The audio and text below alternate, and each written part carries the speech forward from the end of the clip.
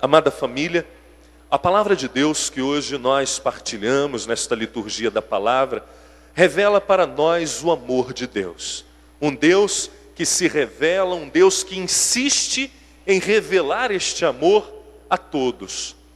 E nós percebemos que o amor de Deus é revelado pelos sofrimentos.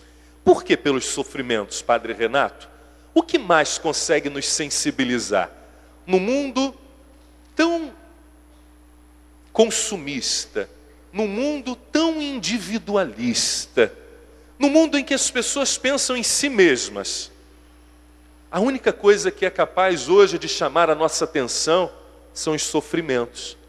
Quando nós nos deparamos na TV, ou ouvimos no rádio, ou lemos num jornal, uma notícia que é bárbara e que nos traz tristeza ao coração, aquilo ali nos sensibiliza. Muitas vezes até choramos, nos compadecemos com as famílias daqueles que, enfim, perderam entes queridos numa violência, num desastre. Não é pelos sofrimentos que muitas vezes nós somos tocados e sensibilizados? Sim. Então Deus nos diz, a primeira leitura de hoje, o profeta Isaías nos diz que Deus quis o sofrimento de seu filho.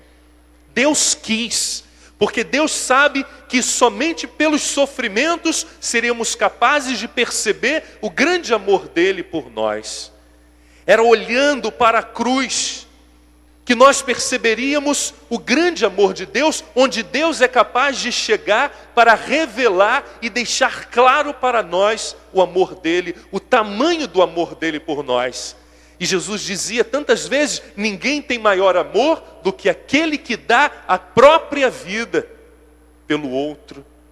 Então, amada família, o profeta Isaías diz que o Senhor quis macerá-lo com sofrimentos, oferecendo sua vida em expiação. Ele terá descendência duradoura e fará cumprir com êxito a vontade do Senhor. Então Deus quis os sofrimentos de Jesus como oferta, como sacrifício, e perceber que o sacrifício do Antigo Testamento, o sacrifício na época de Jesus, hoje foi substituído. Deus não quer mais a matança de animais, de cordeiros, de cabritos, como era feito outrora, até mesmo no tempo de Jesus, em que os sacerdotes, eles ofereciam no altar do sacrifício a imolação de cordeiros, de cabritos, muitas vezes até mesmo de bois, ofereciam a Deus para que Deus tivesse piedade do povo. Deus não quer mais isso.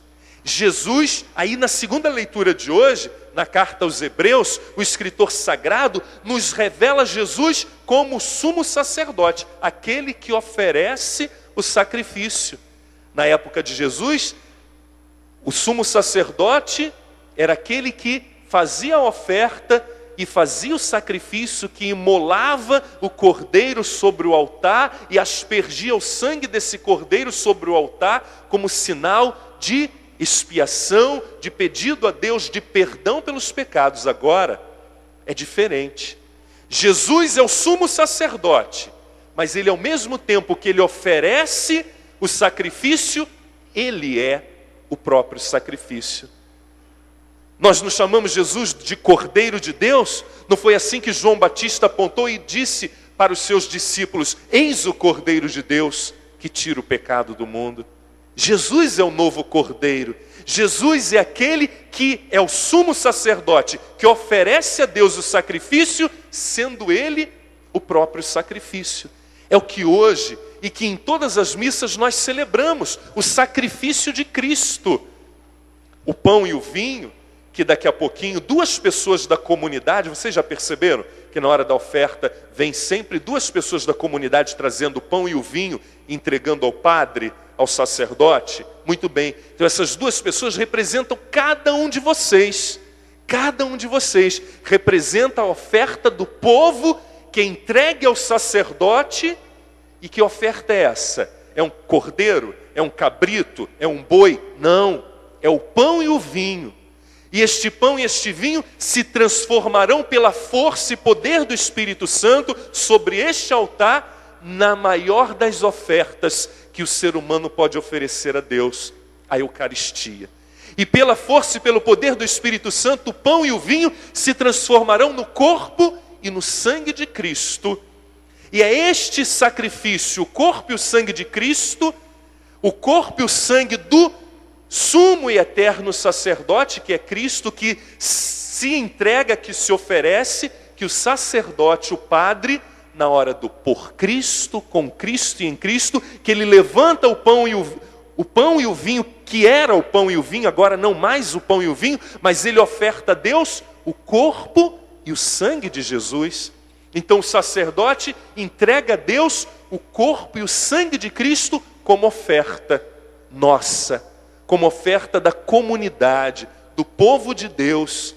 Entrega a Deus essa oferta, pedindo ao Senhor que esse corpo e esse sangue de Cristo nos purifique, que ao nos alimentarmos com este pão e este vinho, com este corpo e sangue de Cristo, possamos revigorar as nossas forças, possamos ter mais coragem, possamos ter mais energia e possamos nos conscientizar da nossa missão como filhos de Deus, como missionários, como batizados, como membros de uma comunidade. Padre, como é que o pão e o vinho que é oferecido e se torna o corpo e o sangue de Cristo pode ser uma oferta minha? Você esquece que no domingo passado você colocou a sua moedinha, você colocou a sua nota dentro da cestinha da oferta? Foi com esse dinheiro que a hóstia e o vinho foi comprado. Então é oferta sua, sim. Tem um pouquinho teu ali, naquele pão e naquele vinho que são ofertados a Deus e que se transformam no corpo e no sangue de Cristo. Amada família, é em Deus que nós devemos colocar toda a nossa confiança. E não temos que ficar procurando Deus onde Ele não está. Não podemos colocar a nossa confiança naquilo que é criado, se podemos colocar toda a nossa confiança no Criador. Infelizmente, muitas pessoas continuam e insistem em colocar a confiança no que é criado e não colocar a sua confiança e se entregar ao Criador. Como é que é isso, Padre Renato? Quantas vezes você vê, e até mesmo na missa das 8h30, vi uma senhora, todo domingo eu vejo, né? Essa senhora, ela vem com uma figa do tamanho de não sei o que aqui no peito na hora da comunhão, né? Ah, padre, eu não sabia disso. Tem problema, figa? Figa é da Igreja Católica? Não. Padre, às vezes eu vejo atrás da porta de alguém um copo de água com uma semente, o olho de boi. Ou então atrás da porta água com sal grosso.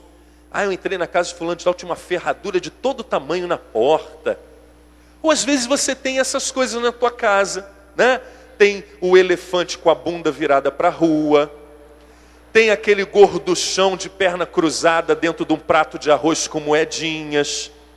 Vocês já viram essas coisas? Já viram? E às vezes você tem na sua casa. Você tem na sua casa essas coisas e nem dá conta, nem percebe que essas coisas não são de Deus. Nem percebem que aquela superstição, que aquela tradição de ter na entrada da tua casa, comigo ninguém pode, arruda, seja o que for. Aquilo que para você parece, se não fizer bem, mal também não vai fazer. Às vezes as pessoas falam assim, né? Se não fizer bem, mal também não vai fazer. Amados, são sinais que demonstram que nós não estamos colocando a nossa confiança nas mãos de Deus. E cada uma dessas coisas foram criadas por Deus. Não é verdade? Todas essas coisas foram criadas por Deus. E por que eu vou colocar a minha confiança naquilo que foi criado, se eu posso colocar nas mãos do Criador, do Deus Todo-Poderoso? Às vezes a nossa fé é meio bagunçada, a nossa fé é meio confusa, né? Tem gente que acende uma vela para Deus e outra para o diabo. Tem pessoas que têm uma fé totalmente, se não fizer mal, se não fizer bem, mal também não vai fazer. E por essa filosofia de vida, se encaminha. por caminhos errados. Nós precisamos ter uma fé mais limpa, uma fé mais pura. E o ano da fé, que começou no dia 11 de outubro, tenta nos chamar essa atenção. Família amada, católicos, você precisa conhecer mais a sua fé, você precisa enraizar-se mais na tua fé. Você não pode mais ter uma fé de emoções, uma fé de frágil, mas você precisa ter uma fé consciente, alicerçada e baseada em conhecimento. Quantos e quantos não conhecem nada da Igreja Católica? E quem não conhece, passa vergonha. Quem não conhece, se deixa levar. Quem não conhece, bate com a cabeça na parede. Quantas e quantas vezes batem na tua porta? Quantas e quantas vezes no teu trabalho você é questionado? Quantas e quantas vezes no teu trabalho, na tua vizinhança, dentro da tua família, você é criticado pela tua fé e você não sabe como se defender. Você se vê ali perdido, você se vê desesperado e você começa às vezes a se defender sem base nenhuma. Você começa a se defender como um burro que não tem conhecimento algum.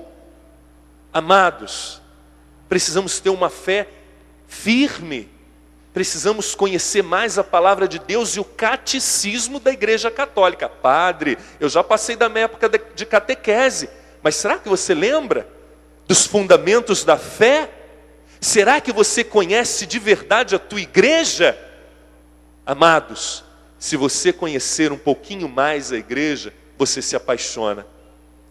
E você não permite que vento nenhum te leve para outros cantos. E você vai defender a tua igreja e você vai convencer. Porque hoje você não consegue convencer. Porque você não tem elementos para convencer. Você não tem argumentos para convencer.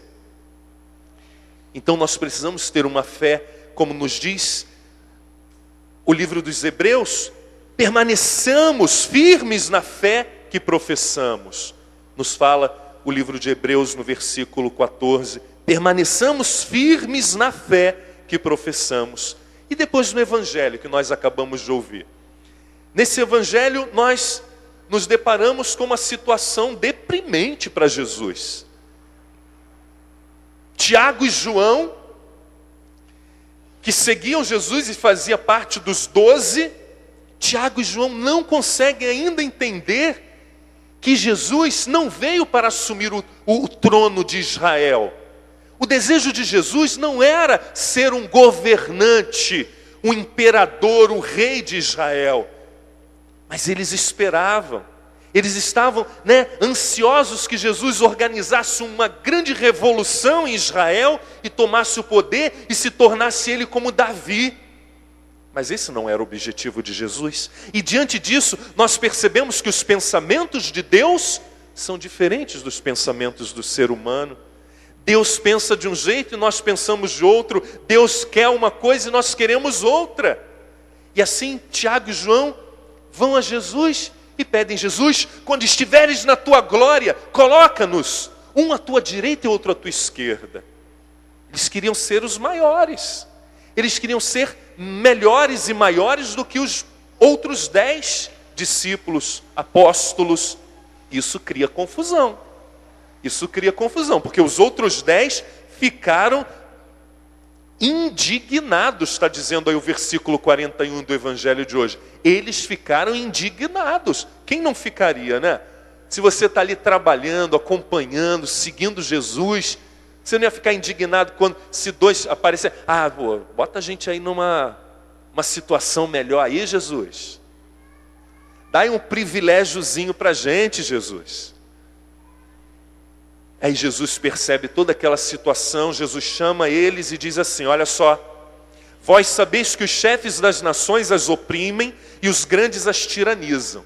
Vocês sabem que o mundo maltrata, vocês sabem que o mundo age incoerentemente com a palavra de Deus. Mas entre vocês não deve ser assim.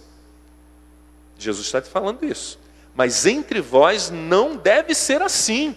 Entre nós católicos não deve ser assim.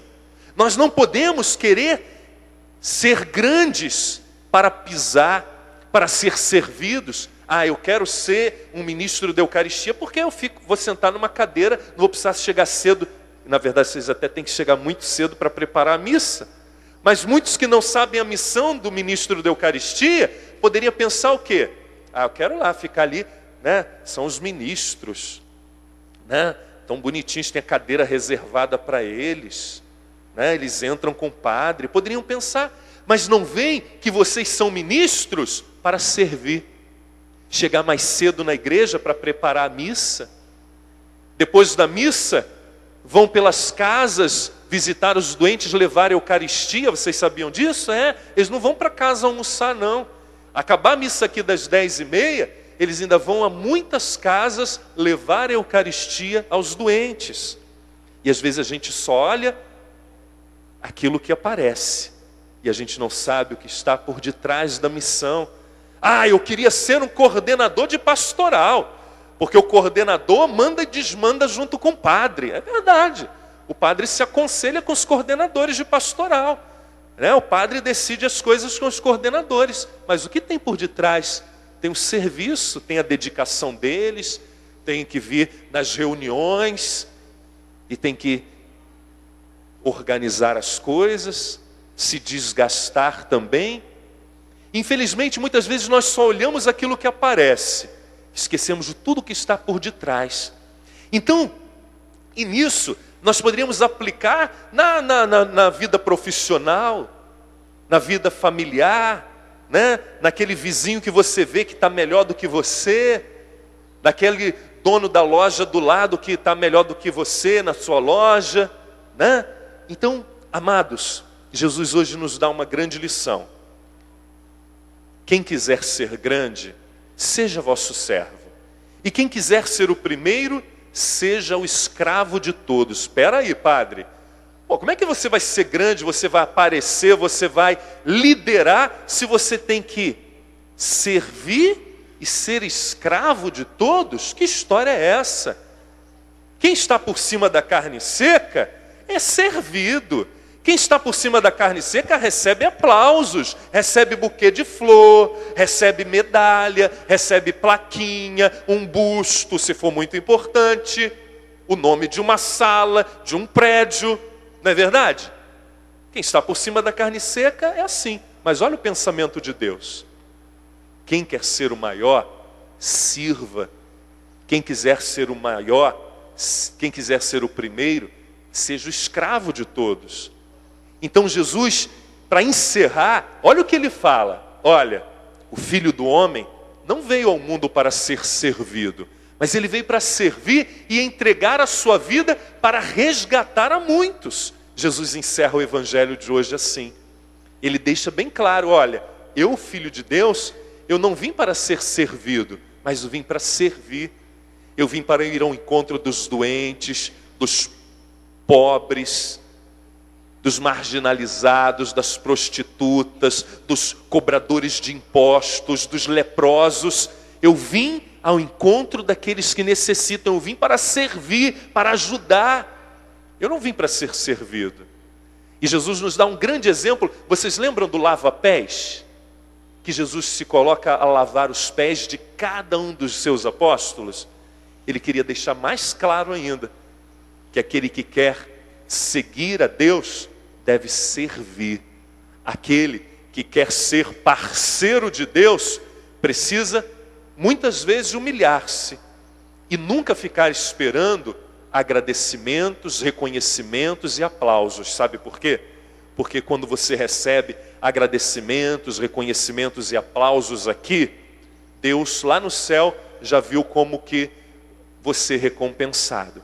Infelizmente, muitas pessoas fazem o bem, fazem as coisas esperando muito obrigado. Não é verdade? Quantas vezes eu vejo pessoas que vêm partilhar comigo e super aborrecidos. Padre, eu fiz isso, eu fiz aquilo. Padre, eu ajudei tanto. E essa pessoa é incapaz de me dar um muito obrigado. Pelo contrário, né, vira a cara para mim. Faz isso e faz aquilo. Amados, Não se aborreça. Você fez para receber aplausos, agradecimentos? Quando você fez, você não se sentiu bem com Deus? Então não fique esperando reconhecimento humano. Deixa que o teu reconhecimento esteja lá com Deus. Porque quando você chegar lá em cima, Ele vai te recompensar. Ele vai te encher de medalhas. Você vai receber buquê de flor, você vai receber plaquinha. Deus vai te dar todo o reconhecimento. Seja você muito mais apegado aos reconhecimentos divinos do que os reconhecimentos humanos. Porque as plaquinhas, elas são corroídas pela ferrugem. As flores murcham. Os bustos, muitas vezes, são até roubados. Não é assim que estão roubando toda hora o óculos lá do pobre coitado do Drummond de Andrade, né? Se der mole, passam a mão no busto. Então tudo passa. Mas aquilo que nós fazemos, como Jesus também nos ensinou, que uma mão faz, a outra não sabe. Lembram disso? Quando você fizer o bem, não fique esperando o agradecimento de ninguém, nem faça, né, com muita visibilidade, né? Vai escondidinho, ajude, faça o que você tem que fazer, e com certeza Deus que está lá no céu estará olhando o bem que você faz. Que Deus nos ajude, que Deus nos abençoe, e que possamos hoje, diante desta linda palavra de Deus, possamos perceber que assim nós nos tornamos também missionários. Assim nós evangelizamos e ajudamos o mundo a ser melhor. Então, nesse instante de silêncio, de oração, eu te convido a pensar, né, na sua condição hoje de cristão, né? Se você demonstra de verdade o teu amor a Deus, se você conhece mesmo a tua fé, e se você está disposto, né, a dar com uma mão, sendo que a outra não saiba. Que Deus nos abençoe, que possa o Espírito Santo nos conduzir nesta meditação.